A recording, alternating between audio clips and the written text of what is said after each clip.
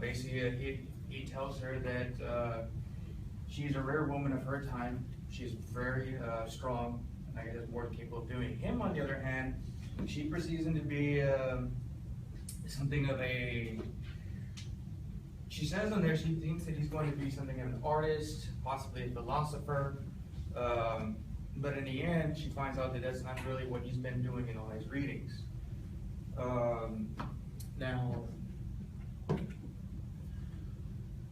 Okay, the title of the story that we chose to pick actually comes from Psalms 2:1, and the main part of it is, "Why do the heathen rage?" Okay, as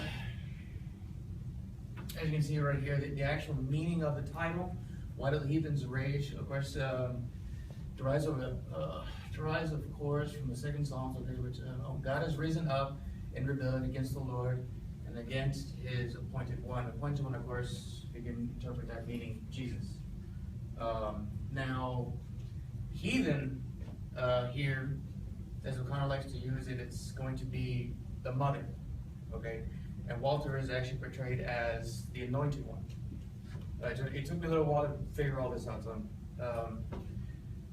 let's see, Walter is where I find this next. Okay, now, after his mother ends up badgering him about you need to take up the mantle. It's your job, it's your responsibility. You need to be the one manning this place.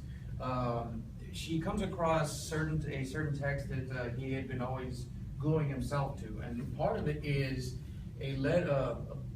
It's a book, and it's gonna. I think how it says it contains letters. And one of them is through. You have to understand this part. It comes from Saint Jerome to Heliodorus. Now, I had to go back and look up because I didn't know what this was.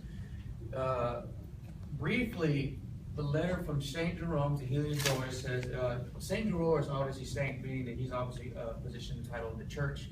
Now, Heliodorus is a soldier. Okay? Now, he commands, does everything, spends the time out there fighting, killing, and all sorts of business. Now, towards the end, what really grasps her attention in the passage that he'd always been dueling himself into and reading was that love should be full of anger. The sentence repeats with her, and she thought, well, that's me. She's always furious all the time, and technically she was, because she'd always be giving her son such a hard time. Lazy good for nothing. Okay, now this is where it got a little tricky for me.